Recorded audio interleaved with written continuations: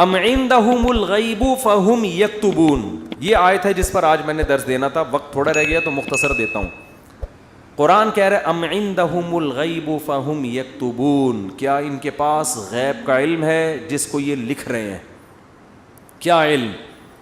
یہ خوش فہمی کا شکار ہیں. دیکھو جتنے بھی لوگ جو مذہب کو فالو نہیں کر رہے, حقیقت میں وہ اس خوش فہمی میں مبتلا ہیں کہ ہمیں کچھ بھی ہونے والا نہیں ہے. جیسے ہماری حالت اچھی ہے, ہمارا فیوچر بھی ایسا, یا تو مر کے ختم ہو جائیں گے, اور اگر مل بھی گیا تو کوئی برا نہیں, ہم کوئی برے تھوڑی ہیں, ہم کوئی برے تھوڑی ہیں. تو اللہ نے اس کا جواب دیا کہ کیا ان کے پاس فیوچر کا علم ہے پہلے سے؟ مستقبل کے بارے میں کبھی بھی بات کی جائے گی تو علم کے بغیر نہیں کی جا سکتی. کوئی آدمی کہہ رہا ہے نا فیوچر میں ایسا ہونے والا ہے, تو آپ اس سے دلیل پوچھیں گے آپ کو کس نے بتایا؟ وہ تانے بانے ملائے گا, صغرے کبرے ملائے گا, تو پھر اس کے بعد اگر وہ ایسے ہی کہہ رہا ہے کل یہ ہو جائے گا, پرسوں یہ ہو جائے گا, دیکھو مستقبل کے بارے میں یہ کہوں کہ کل پیر ہے تو یہ بھی فیوچر کی خبر ہے. آپ اس میں مجھ سے یہ پوچھ سکتے ہو کہ کیا دلیل ہے, میں کہوں گا دلیل یہ کہ آج کیا ہے, اتوار ہے. یہاں دلیل ہے, یہاں میرے لیے یہ دعویٰ کرنا درست ہے کہ کل کیا ہے, پیر ہے. لیکن اگر میرے پاس دلیل نہیں ہے اور میں کہوں کہ کل جو ہے وہ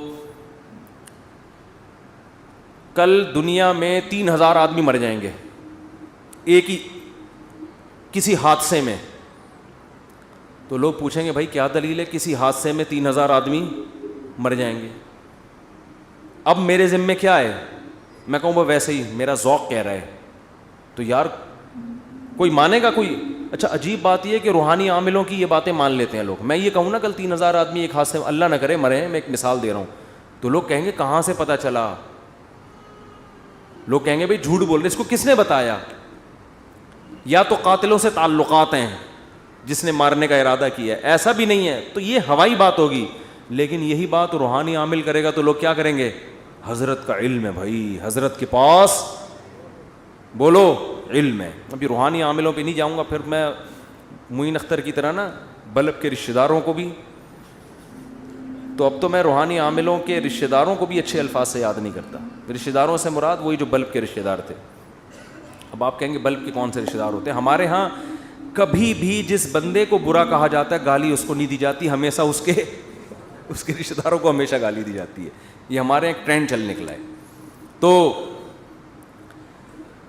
تو قرآن کہتا ہے کہ ام عندہم الغیب فہم یکتبون. کیسے دیکھو ہمیں جھنجھوڑ رہا ہے قرآن کہ تم اپنے بارے میں کیوں فرض کر کے بیٹھے ہوئے ہو کہ تمہیں کچھ بھی ہونے والا نہیں ہے, تمہیں سزا نہیں ملے گی. یہ تمہیں کس نے بتایا ہے؟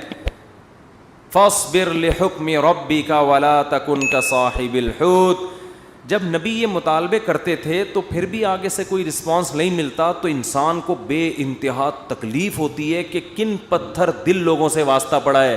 تو قرآن کہتا ہے فاصبر, اے نبی آپ کیا کرو, صبر کرو. ولا تکن کصاحب الحوت, مچھلی والے یونس کی طرح جلباز مت بنو. حضرت یونس علیہ السلام کی قوم نے بھی یہی سلوک کیا, لیکن یونس علیہ السلام چاہتے تھے جلدی سے فیصلہ ہو اور اپنی قوم کو چھوڑ کے نکل گئے. تو اللہ نے اس پہ آپ کی تنبیہ کی, تو آپ بھی اے نبی جلد بازی مت کریں. تو یہ نبی کے ذریعے سے ہمیں بھی بتایا جا رہا ہے کہ آپ حق کی دعوت دیتے رہیں, اور یہ نہ دیکھیں کہ یہ جو اللہ کے نافرمان لوگ ہیں, جو حق کو نہیں ماننے والے لوگ, وہ پھر بھی پھل پھول رہے ہیں. اس ٹینشن میں مت آؤ, کیونکہ اللہ انصاف کرتا ہے مگر اس میں دیر ہوتی ہے, اندھیر نہیں ہوتی. وہ لے گا انتقام, ان کو اپنے حال پہ چھوڑ دو. یہ اللہ کی حکمت اسی کا تقاضا کرتی ہے, چھوڑ دیا جائے اپنے حال پہ.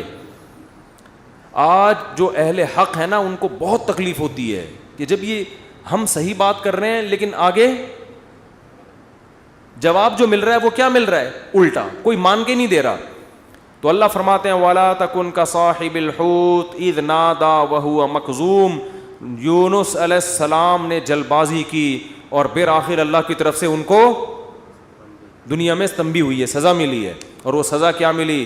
اذ نادا وہو مخزوم, مچھلی کے پیٹ میں گئے, غم سے گھٹ رہے تھے اور اللہ کو پکارا. فنادا فی الظلمات اللہ الہ الا انت سبحانک انی کنت من الظالمین. اے اللہ تیرے سوا کوئی عبادت کے لائق نہیں. غلطی کس کی ہے؟ میری غلطی ہے, میں نے اپنی جان پہ ظلم کیا. تو اللہ نے کیا کیا؟ مچھلی کے پیٹ سے نکال لیا. دیکھو یونس علیہ السلام نے اللہ کے حکم پہ کتنا عرصہ تبلیغ کی, قوم نے نالائقی کی, پھر بھی نہیں مانے. سزا بجائے قوم کو ملنے کے کس کو مل رہی ہے؟ بولتے کیوں نہیں؟ الٹا حضرت یونس علیہ السلام کو مل رہی ہے سزا. تو اب آپ بتاؤ کیسا پیغمبروں کا صبر کا پیمانہ ہے. ایسے موقع پہ بھی اللہ کے خلاف کوئی شکایت زبان سے بولو نہیں نکال. کیوں؟ اللہ یونس علیہ السلام کے عمل میں ہمیں بتا رہے ہیں کہ دینداری کا یہ مطلب نہیں ہے کہ تم اچھے بنو گے تو اللہ کی نوازشیں آنا شروع ہو جائیں گی. دینداری کا مطلب یہ کہ جو اللہ کا کام ہے وہ اس کو کرنے دو. تمہارا کام ہے عاجزی انکساری, بس میں ہی غلط, صحیح ہو کے بھی کون غلط؟ میں غلط. ہمیشہ غلطی کس کی کھاتے میں ڈالنی ہے؟ بولتے کیوں نہیں؟ دیکھو ہم نماز پڑھتے ہیں, نماز کے بعد 3 دفعہ استغفر اللہ پڑھتے ہیں, تو کیا کسی نامحرم کو دیکھا ہوتا ہے ہم نے نماز میں؟ بولتے کیوں نہیں؟ تو کوئی تک بنتا ہے استغفر اللہ کا؟ یا ہم نے کوئی جرم کیا ہے, نماز پڑھی اور کیا کہلوایا جا رہا ہے؟ استغفر اللہ استغفر اللہ. بھائی اگر استغفر اللہ پڑھنا تھا تو یہ نماز پڑھی کیوں کی تم نے؟ ہمیں یہ بتایا جا رہا ہے کہ تم نیکی کر کے بھی کیا سمجھو جیسے تم نے گناہ کیا ہے. کیسے گناہ؟ نماز گناہ نہیں ہے. بھائی تم یہ کہو اے اللہ جس طرح سے پڑھنی چاہیے تھی اس طرح سے نہیں پڑھی میں نے, تو نیکی کر کے بھی کہا جا رہا ہے کہ ہم غلط ہیں. ہم نے اے اللہ جو پڑھنی تو ہمیں معاف کر دے, ہم سے نہیں ہوئی صحیح, ہم سے کام کیا ہو گیا؟ غلط ہو گیا. مجھے یاد ہے 25-30 سال پرانا قصہ ہے, چھوٹا بچہ تھا میں اس وقت. ایک تبلیغی جماعت میں نا ایک صاحب کے سال پہ سال لگ رہے تھے, پوری دنیا میں وہ ان کے سفر ہوئے, بڑا انہوں نے وقف کیا ہوا تھا اپنے آپ کو تبلیغی جماعت کے لیے. تو میرا ان سے ٹاکرا ہو گیا. وہ مجھے سمجھانے لگے جماعت میں نکلو سیروزہ جیسے تبلیغ والے کرتے ہیں. اب مجھے پتا تھا یہ بہت ہی پرانے کھیڑو ہیں اور ان کی تو زندگیاں گزر گئی ہیں اس کام میں. میں نے کہا ماشاء اللہ اللہ نے آپ سے بڑا کام لیا ہے تبلیغ کا. کہتے ہیں میں نے بہت بگاڑا ہے تبلیغ کے کام کو. کہہ رہے ہیں ہم تو کام بنانے والے نہیں, کس میں ہم تو بگاڑنے. کہہ رہے ہیں میں تو بگاڑ ہی رہا ہوں جب سے. مجھے ان کا یہ اسٹائل بہت اچھا لگا. یعنی اپنے آپ کو کہہ رہے ہیں کہ تبلیغی جماعت میں اگر کوئی خرابی ہے تو وہ کس کی وجہ سے ہے؟ بولو. وہ اپنے بارے میں کہہ رہے ہیں وہ کس کی وجہ سے, مجھے نہیں کہہ رہے تھے اپنے بارے میں کہہ رہے تھے, وہ کس کی وجہ سے؟ میری وجہ سے. کہہ رہے ہیں ہم کام بنانے والے نہیں بلکہ بگاڑنے والے ہیں. اب کوئی فسادی ہوتا تو کہتا ہے جب بگاڑنے والا تو کر کیوں رہا ہے پھر ہمیں؟ یہ تو اس نے خود کہا ہے, اپنی زبان سے بولا ہے کہ ہم بگاڑنے والے ہیں. یوٹیوب پہ کلپ ڈالتا ہے, یہ دیکھو خود. تو مجھے ان کی یہ تواضع پسند آئی. میں نے کہا دیکھو یہ بیچارہ صبح و شام اس کام میں لگا رہتا ہے, مگر یہ کہہ رہا ہے جو تبلیغ کا کام پھیل رہا ہے اس میں جو برکتیں ہو رہی ہیں وہ میرے علاوہ لوگوں کی وجہ سے ہو رہی ہیں, اور جو خرابی آ رہی ہیں وہ کس وجہ سے ہو رہی ہیں؟ وہ ساری میری وجہ سے ہو رہی ہیں. تو آج مارکیٹ میں یہ چیز کیا ہے؟ شارٹ. ہر اچھا کام میں نے کیا, برا کام ستار بھائی نے کیا. ستار بھائی نہ ملے کہیں مجھے. ایک دن ایک فون آیا, میں نے فون اٹھایا, کون؟ کہہ رہے ہیں ستار بھائی بات کر رہا ہوں. بڑے میں نے کہا بیٹا یہ مجھے نہیں چھوڑے گا, یہ کہے گا مفتی صاحب بہت تم نے جو ہے نا, لیکن وہ شکر ہے ایسی کوئی بات تھی نہیں. تو جنات کا دیکھ لو, قرآن مجید میں آتا ہے کہ جب نبی صلی اللہ علیہ وسلم نے تبلیغ کا کام شروع کیا نا, تو جنات بھی کی ایک جماعت نے نبی کے قرآن کی تلاوت سنی اور جا کے اپنی قوم کو انہوں نے تبلیغ کرنا شروع کی. تو تبلیغ کا انداز دیکھو جنات کا, کیونکہ ہدایت مل گئی تھی ان کو, مسلمان ہو گئے تھے. تو تبلیغ کیسے کر رہے ہیں کہ بھئی دیکھو دنیا میں کوئی بڑا کام ہوا ہے, ہمارا آسمانوں پہ داخلہ بند ہو گیا, انا لا ندری ہمیں نہیں پتا, اشر ارید بمن فی الارض کہ جو اللہ نے محمد صلی اللہ علیہ وسلم کو دنیا میں بھیجا اور شیاطین کا اوپر جانے کا سیٹ اپ بند کر دیا, ہمیں نہیں پتا کہ زمین والوں کے ساتھ شر کا ارادہ, کیونکہ بعض دفعہ اللہ پیغمبروں کو بھیجتے ہیں حجت تمام کرنے کے لیے تاکہ حجت تمام ہو اور پوری قوم کو تباہ کر دیں, تو شر بھی ہوتا ہے نا اس میں. کہہ رہے ہیں انا لا ندری ہمیں نہیں پتا, اشر ارید بمن فی الارض کہ جو لوگ زمین میں رہتے ہیں ان کے ساتھ برائی کا ارادہ کیا گیا ہے, ام اراد بہم ربہم رشدا یا ان کے رب نے ان کے ساتھ بھلائی کا ارادہ کیا ہے. اسٹائل نہیں سمجھ میں آیا میرا خیال ہے.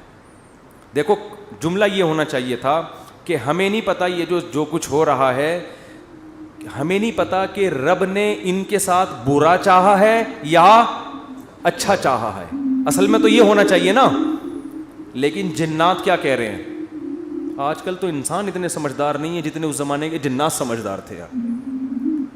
جنات یہ نہیں کہہ رہے کہ ہمیں نہیں پتا کہ اللہ نے انسانوں کے ساتھ برائی کا ارادہ کیا ہے یا اچھائی کا. یا تو یہ کہنا چاہیے تھا, یا جنات کو بالکل اس کے الٹ کہنا چاہیے تھا کہ ہمیں نہیں پتا کہ زمین والوں کے ساتھ برائی کا ارادہ کیا گیا ہے. کر کون رہا ہے یہ نام نہیں لے رہے, ہم ہائی لائٹ نہیں کر رہے. انسانوں کے ساتھ برائی کا ارادہ کیا گیا ہے یا اچھائی کا ارادہ کیا گیا. دونوں پیسو وائس ہوتے ہیں. ایکٹیو پیسے کا فرق تو پتا ہوگا نا. بھائی اس نے مارا ہے, وہ مارا گیا ہے. جب ہم کہتے ہیں ہی از کلڈ, وہ مارا گیا ہے, تو مارنے والے کو ہم شو نہیں کر رہے ہوتے. فاعل کا نہیں پتا ہوتا, سبجیکٹ کا نہیں پتا ہوتا کہ مارنے والا ہے کون. سمجھ میں نہیں آ رہی. تو قرآن کہہ رہا ہے ہونا یہ چاہیے تھا کہ جنات یا تو شر اور خیر کا ارادہ کرنے والے کا نام نہ بتاتے کہ کون ارادہ کر رہا ہے, بلکہ دونوں کو پیسو وائس میں لاتے کہ ہمیں نہیں پتا کہ زمین والوں کے ساتھ برائی کا ارادہ کیا گیا یا اچھائی کا ارادہ کیا گیا. یا تو یوں کہتے, اور اگر سبجیکٹ کا ذکر کرتے تو یوں کہتے ہمیں نہیں پتا کہ رب نے زمین والوں کے ساتھ برائی کا ارادہ کیا ہے یا اچھائی کا ارادہ کیا ہے. لیکن جنات اتنے ہوشیار, جب اچھائی کا تذکرہ آیا تو رب کا تذکرہ کیا, برائی کا آیا تو سبجیکٹ کو کیا کر دیا, حذف. تو کیا کہہ رہے ہیں, انا لا ندری, ساڈی عقل چ بات نہیں آندی, سانو نہیں پتا کہ اشر ارید بمن فی الارض, پیسو وائس, کہ زمین والوں کے ساتھ برائی کا ارادہ کیا گیا ہے. کون کر رہا ہے یہ نہیں بتائیں گے. یہ میں نہیں بتاؤں گا, یہ نہیں بتاؤں گا میں. حالانکہ وہ بھی کون کر رہا ہے, اللہ ہی کر رہا ہے نا, لیکن اللہ کا نام نہیں لے رہے. ہمیں نہیں پتا کہ زمین والوں کے ساتھ برائی کا ارادہ کیا گیا ہے یا اللہ نے اچھائی کا ارادہ کیا ہے. اچھائی کی جب بات آئی تو اللہ کی طرف نسبت, برائی کی بات آئی تو وہ بھی تو اللہ ہی ارادہ کر رہا ہے, لیکن اللہ کا نام ذکر نہیں کر رہے. ادب کی وجہ سے کہ بھائی برائی اگر ہو رہی ہے تو اللہ تو کر تو رہا ہے, لیکن انسانوں کی حرکتوں کی وجہ سے ہو رہا ہے, تو گویا انسان خود ہی کر رہے ہیں اپنے ساتھ. یہ اللہ تو محض ایک خالق ہے, کر کون رہے ہیں, یہ خود ہی کم وقت کر رہے ہیں. اچھائی ہو رہی ہے تو پھر اللہ کر رہا ہے. یہ تمیز ہمیں کس سے سیکھنی چاہیے, جنات سے. کوشش نہ کریں کسی جن ون کو بھلا کے تمیز کے چکر میں, ایسا نہ ہو کہ مارکیٹ سے بالکل شارٹ ہو جائیں. تو اس سے ہمیں یہ پتہ چلا کہ اسلام میں بڑے کا احترام ہے. بعض چیزیں حقیقت پر مبنی ہوتی ہیں مگر اس کو زبان سے ادا نہیں کیا جاتا. تو جیسے اللہ کی تعظیم ہے ایسے ہی بڑوں کی بھی تعظیم ہے. حدیث میں آتا ہے, آپ صلی اللہ علیہ وسلم نے فرمایا جو ہمارے بڑوں کی تعظیم نہیں کرتا وہ ہم میں سے نہیں ہے. تو جب کوئی برائی کی نسبت کسی بڑے کی طرف کی جائے تو ابا کا نام لے کے نہ بتایا کرو یہ سب کچھ ابا نے کیا ہے. بولو بھائی یہ ہمارے گھر میں ہوا ہے, ٹھیک ہے نا, یہ ہمارے گھر میں. بولتے کیوں نہیں؟ مثال کے طور پر اس دن ابا ایسے پھل لے کر آئے جس کی وجہ سے بچوں کو ڈائریا ہو گیا. اتفاق سے اس دن ابا سڑے ہوئے پھل لے آئے سستے کے چکر میں. ابا ایسے کام کرتے رہتے ہیں مارکیٹ میں. اب بچے لیٹے ہوئے ہیں تو اب بیگم کو چاہیے یہ نہ کہے کہ انہوں نے ڈائریا پھیلایا ہے, بلکہ کہے ہمارے گھر میں ڈائریا پھیل گیا ہے. ٹھیک ہے نا, وہ ابا خود ہی سمجھ جائے گا کس نے کیا یہ کام. پھل کی طرف نسبت کرتے ان پھلوں نے بیمار کیا ہے. نسبت بولو, بچے بھی یہ نہ کہیں ہمارے ابا نے ہمیں بیمار کیا ہے, بلکہ بچے یہ کہیں ان پھلوں نے ہمیں, بلکہ پھل سے ابا سمجھ جائیں گے اصل میں مجھے چھیڑ رہے ہیں, بس ابا ہو گئے بیمار. آج کل ادب تمیز مارکیٹ سے بالکل شارٹ. ایک آدمی کو کرونا ہوا, اس کے بعد اس کی بیوی کو بھی ہو گیا. مجھے بار بار آ کے بتا رہے میری بیوی کہہ رہی آپ کی وجہ سے ہوا ہے مجھے بھی. اب دیکھو اس آدمی کو تو ٹینشن ہوگی نا یار, وہ ہو گیا اللہ کی طرف سے ہو گیا, نہیں پہلے آپ کو ہوا تھا تو آپ کی وجہ سے کس کو ہوا ہے, مجھے. اسی طرح شوہر بھی بیوی پہ بلی ڈال سکتا ہے, تمہیں ہوا تھا تمہاری وجہ سے مجھے ہوا ہے. بھائی کس کی وجہ سے ہوا ہے, بس اللہ کی قدرت ہے, ہو گیا. چھوڑو وہ کون گلے ملا تھا آپ سے, کس نے آپ کی طرف منہ کر کے چھینکا تھا. ہم ایسے بہت سے لوگوں کو جانتے ہیں جو ٹی بی کے مریضوں کے ساتھ چپک کے انہوں نے زندگی گزاری, خدمت کی, مگر ان کو ٹی بی نہیں ہوئی, اور 2 گھر چھوڑ کے جو بندہ بیٹھا ہوا تھا اس کو ہو گیا. تو آج کل نا یہ تمیز مارکیٹ سے شارٹ ہو رہی ہے, بڑے چھوٹے کا ادب کیا ہو رہا ہے, ختم, فوراً بلی ڈال دیتے ہیں اس نے کیا یہ. تو اگر کیا بھی ہو بھائی نسبت مت کرو, تقدیر کا حصہ بھائی ہو گیا ہمارے ساتھ. قرآن دیکھو ابراہیم علیہ السلام کیا کہتے ہیں, وَإِذَا مَرِضْتُ فَهُوَ يَشْفِينِ, کیا خاندانی کلام ہے یار. حضرت ابراہیم کہہ رہے ہیں جب میں بیمار ہوتا ہوں اللہ مجھے شفا دیتا ہے. حالانکہ بیمار کون کرتا ہے, وہ بھی تو اللہ ہی کر رہا ہے نا. تو کہنا تو یہ چاہیے تھا کہ اللہ ہی بیمار کر کے اللہ ہی مجھے ٹھیک کر دیتا ہے. تو سوال ہے اس میں اللہ کی تعریف کی کیا ضرورت ہے, بیمار بھی تو اسی نے کیا تھا. لیکن اللہ کی حمد و ثنا کر رہے ہیں, بیمار تو میں ہو جاتا ہوں, شفا کون دیتا ہے, اللہ. تو یہ ادب تمیز سکھایا جا رہا ہے کہ انسان کے بچے بن کے زندگی گزارو, بڑے چھوٹے کا ادب کرو. القابات بھی بڑے چھوٹے کے لیے الگ الگ ہونے چاہیے.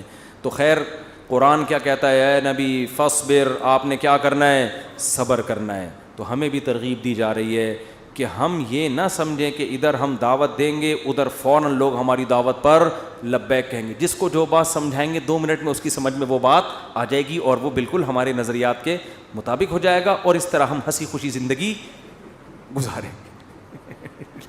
لوگ یہی کہتے ہیں, پھٹے اسی پہ ہوتے ہیں نا. باپ کہہ رہا ہو یار میں بیٹے کو سمجھا رہا ہوں, کم وقت کی سمجھ میں ہی نہیں آ رہا. بیٹا کہتے ہیں ہم ابا کو سمجھاتے ہیں, ابا کی سمجھ میں نہیں آ رہا. شوہر بیوی کو سمجھا رہا ہے, اس کی کھوپڑی میں نہیں آ رہا. بیوی شوہر کو سمجھا رہی ہے, اس کی کھوپڑی میں نہیں. اپوزیشن حکومت کو سمجھا رہی ہے, حکومت کی سمجھ میں نہیں آ رہا. حکومت اپوزیشن کو سمجھا رہی ہے, اپوزیشن کی سمجھ میں نہیں آ رہا. تو اگر دنیا میں جو بات سمجھائی جائے, میں کب سے کیا کیا سمجھا رہا ہوں, سمجھ میں آ رہا ہے, کب سے کیا کیا سمجھا رہا ہوں, سمجھ میں نہیں آ رہا. تو اگر ایسا ہی دنیا میں نظام ہو جائے کہ ادھر سمجھایا ادھر سمجھ میں آ گیا, تو سب ہنسی خوشی زندگی گزارنا شروع ہو جائیں گے. وہ ایک شاعر ہے ہندوستان کا, ان کا نام ذہن سے نکل گیا, طراز کر کے آتا ہے, پتہ نہیں ایچ ایم طراز ہے, کچھ ایم طراز کر کے آتا ہے, بڑے زبردست شاعر ہیں. میں نے جب ان کی ایک دفعہ شاعری سنی نا تو مجھے بڑا, اس لیے نہیں کہ مجھے نہیں پتہ کیسے آدمی ہیں, اچھا ہی ہوں گے, لیکن مجھے اردو سے لگاؤ ہے, محبت ہے. تو ہندوستان کے شاعروں میں بڑی زبردست شاعری ہے اردو کی نا. تو میں نے جب اس بندے کی شاعری سنی, میں نے کہا یار یہ 2014 کی بات ہے. میں نے کہا اس بندے سے ملاقات کا دل چاہتا ہے, اس نے اردو پہ بڑی محنت کی ہے. تو اللہ کی قدرت, یہ جو عمرہ ہے نا, عمرہ یہ مسلمانوں کے لیے بہت بڑا ایک ذریعہ ہے آپس میں کمیونیکیشن کے لیے. یہ میں نے انگریزوں کی کتاب میں یہ بات پڑھی ہے, گوروں نے لکھا ہے کہ مسلمان سائنسدان جو بہت بڑے بڑے حکیم بنے نا, جنہوں نے جڑی بوٹیوں پہ ریسرچ کی, اس کی ایک بہت بڑی وجہ مسلمانوں کا حج ہے. کیونکہ حج کرنے کے لیے کہاں کہاں سے, ساؤتھ افریقہ سے اور کہاں کہاں سے دنیا سے لوگ آتے تھے. وہ پیدل جنگلوں سے گزرتے اور اس میں جڑی بوٹیوں پہ تحقیق کرتے تھے. آپ ذرا حکیموں کی, پرانے حکیموں کی کتابیں پڑھیں نا, ایسے ایسے جڑی بوٹیوں کے خواص لکھے ہوئے, آدمی کہتے ہیں انہوں نے ان کو یہ پتہ کہاں سے چلی.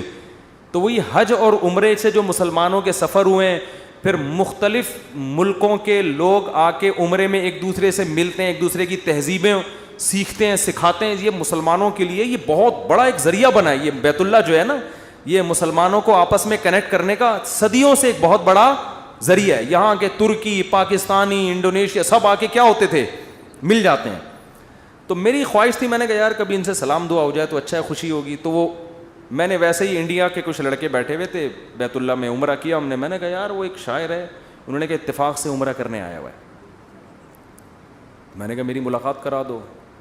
تو مجھے نہیں پتا تھا وہ مجھے جانتے ہیں. تو جب ملاقات ہوئی, انہوں نے کہا میں تو آپ سے خود بہت دنوں سے ملنے کا مشتاق, آپ کے بیان سنے بڑا مزہ آتا ہے. اس وقت میرے آڈیو بیان ہوتے تھے. تو بات کیا کر رہا تھا میں, تو ان کا ایک شعر تھا, شعر ہی بھول گیا. شعر کا ایک جملہ مجھے یاد ہے, کیونکہ ہم ہر چیز آدھی یاد کرتے ہیں نا. وہ ابتدائی عشق میں دل ہوا یوں خراب آدھا والا شعر کی وجہ سے. تو اس نے کہیں اپنی محبوبہ کا, شاعر نے تذکرہ کیا ہوگا کہ وہ کہیں چلی گئی, یوں ہو گیا, ٹینشن میں آ گیا. تو اس نے لکھا یہ انہونی نہیں ہوتی تو پھر ہونے کو کیا ہوتا, یہ انہونی نہیں ہوتی تو پھر ہونے کو کیا ہوتا. یعنی دنیا میں کچھ عجیب سے کام ہوتے ہیں تو پھر ہوتا ہے نا کچھ نہ کچھ, تو آدمی انجوائے کرتا ہے کچھ ہوا ہے. یعنی اگر شاعر کا تخیل بیان کر رہا ہوں, ایسا نا آپ اس شاعر کو کہیں کون سی معشوقہ تھی تمہاری مارکیٹ سے شارٹ ہو گئی, مفتی صاحب نے ہمیں بتایا, شاید ہم پولیس بھیج کے. وہ شاعروں کا کلام کا کچھ بھی مطلب نکالا جا سکتا ہے. محبوبہ کے بجائے کچھ وسیم بھائی کو ڈال دو, ستار بھائی کو ڈال دو, وہ ٹینشن نہیں ہے. تو شاعر کے کلام کو کبھی الفاظ کو نہیں پکڑا جاتا, اس میں ہر آدمی اپنے حساب سے اس کا مفہوم بیان کر رہا ہوتا ہے. تو ہم نے اس کو اپنے حساب سے اس شعر کو لیا کہ دنیا میں کچھ ہونے کے لیے کچھ انہونیوں کا ہونا بولو ضروری ہے. سمجھ رہے ہو؟ دیکھو بعض لوگ کچھ کر کے موسٹ وانٹیڈ بن جاتے ہیں تو وہ اسی کو انجوائے کرتے ہیں, کہتے ہیں اگر یہ نہ ہوتا تو ہم موسٹ وانٹیڈ, وہ کیا ہے, بدنام جو ہوں گے تو کیا نام نہ ہوگا. نام پیدا کرنے کے لیے بدنام ہونا بھی ضروری ہے. تو اس نے کہا یہ انہونی نہیں ہوتی تو پھر ہونے کو کیا ہوتا. تو میں یہ کہہ رہا ہوں اگر یہ ٹینشنیں دنیا میں نہ ہوں تو ہونے کو کچھ ہو ہی نہیں. آپ نے بیگم کو بات سمجھائی, سمجھ گئی, اس نے آپ کو سمجھایا, آپ کی سمجھ میں فوراً آ گیا کہ یہ کیا کہہ رہے. آپ نے اپنے بچے کو ایک دن کچھ سمجھایا, اس کی سمجھ میں فوراً آ گیا. تو گالیاں ہوتی دنیا میں پھر کوئی بلب کے رشتہ داروں کو گالیاں دیتا, بولو نا.